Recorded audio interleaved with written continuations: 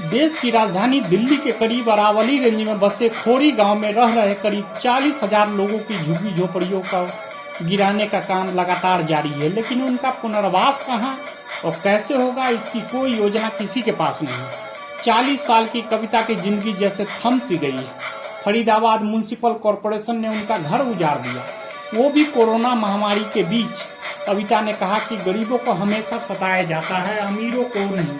हम यहाँ 15 साल से रह रहे हैं, हम लेबर क्लास है, हमारे पास और कुछ नहीं। लॉकडाउन के कारण बचत भी खत्म हो चुकी है। सरकार कहती है जहाँ झुग्गी वहाँ मकान, अब तो झुग्गी भी नहीं रही। वहीं घनश्याम ने कहा कि उन्होंने अपनी पूरी जिंदगी की बचत इस घर को बनाने में लगा दी।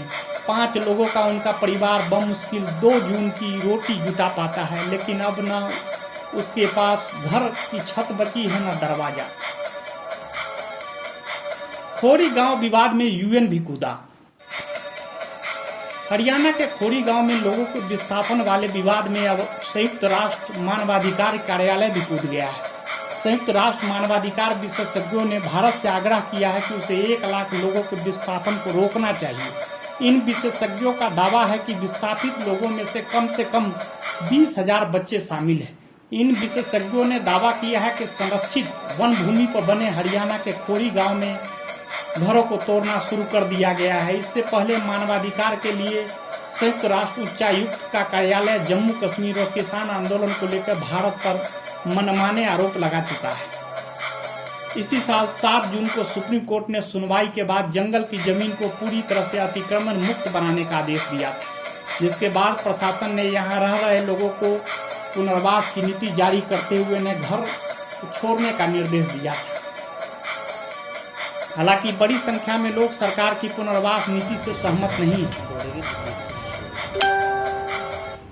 नगर निगम के अनुसार दिल्ली फरीदाबाद बॉर्डर पर बसे खोरी गांव में 125 एकड़ जमीन है। इसमें से 80 एकड़ जमीन पर लोगों ने कब्जा कर मकान बनाए हुए हैं। यहाँ करीब 10,000 परिवार रहते हैं। इन विशेषज्ञों का दावा है कि हरियाणा के फरीदाबाद जिले के खोरी गांव में दशकों पहले भारी खनन के कारण इस इलाके के संरक्षित वन खत्म हो चुके हैं। उसके बावजूद उस भूमि को 1992 में संरक्षित वन के रूप में नामित किया गया। यहाँ पहले भी कोई जंगल नहीं था।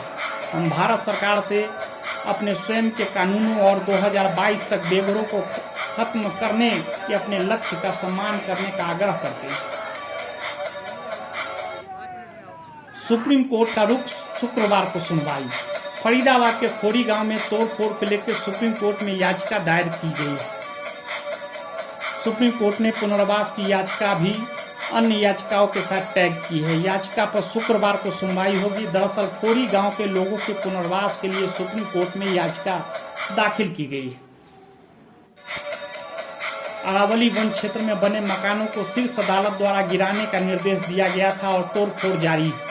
2003 से पहले जमीन पर कब्जा करने वालों के पुनर्वास के लिए प्रवासी संगठन वेलफेयर सोसाइटी ने शीर्ष अदालत का रुख किया है। याचिका में कहा गया है कि आवास का अधिकार मौलिक अधिकार है और यहां तक कि प्रधानमंत्री आवास योजना भी पुनर्वास के लिए कोई कट ऑफ तारीख नहीं देती है।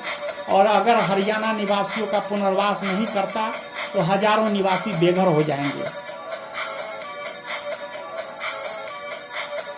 बेघर हुए काफी लोगों को नहीं मिल रहा भोजन पानी। नगर निगम द्वारा सुप्रीम कोर्ट के गांव खोरी में तोड़फोड़ कार्रवाई की जा रही है। इसके साथ ही बेघर हुए लोगों के लिए राधा स्वामी सत्संग आश्रम में अस्थायी जगह दी गई। प्रशासन का दावा है कि लोगों को आश्रम में भोजन के साथ उनके ठहरने तक की पूरी व्यवस्था है, लेकिन हकीकत इससे परे है। कई लोगों को मुख्य द्वार से ही सुरक्षा कर्मियों द्वारा वापस लौटा दिया जा रहा है। खोरी गांव में इससे लोग खाने के लिए दर दर भटक रहे हैं।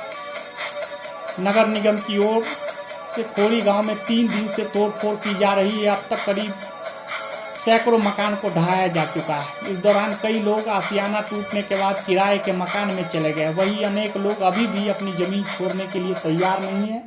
लोग अपनी जमीन पर तंबू लगाकर किसी प्रकार रह रहे हैं। हालांकि निगम की ओर से बेघर हुए लोगों के लिए सूरज कुंड चौक स्थित राधा स्वामी सत्संग आश्रम में जगह दी गई।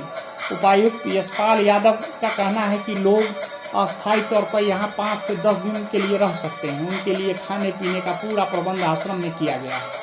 शनिवार को जब डेली न्यूज ऑनलाइन की टीम मौके पर पहुंची तो स्थिति कुछ और ही देखने को मिली। आश्रम में शरण लेने पहुंचे लोगों को मुख्य द्वार से ही सुरक्षाकर्मी लौटा रहे थे।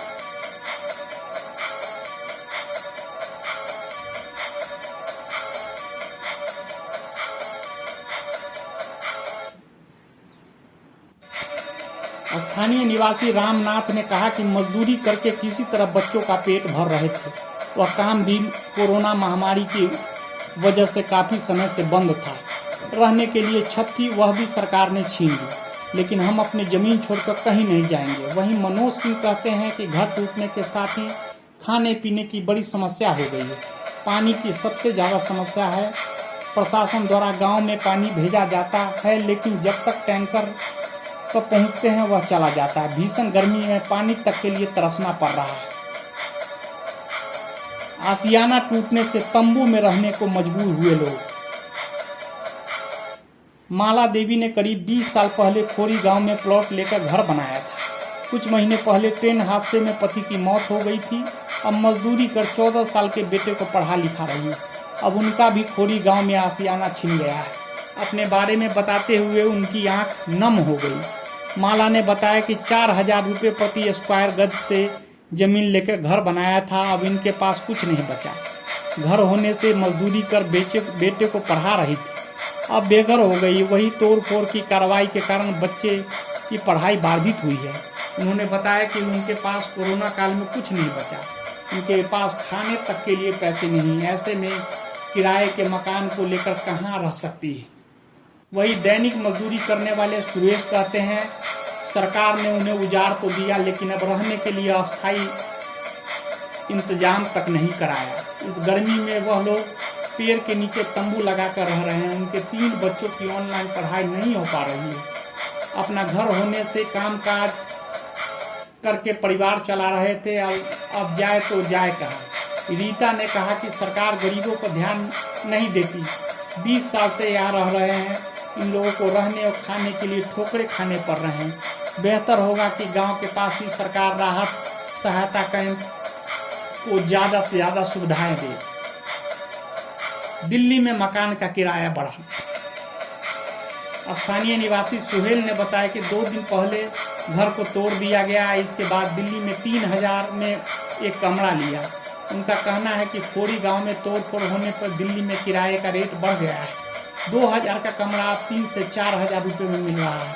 वही कुछ लोगों के पास कमरा लेने की भी दिक्कत है, क्योंकि उनकी आर्थिक स्थिति अच्छी नहीं है। वही पीड़ित लोगों को गांव में खाने पीने की लगातार परेशानी उठानी पड़ रही है।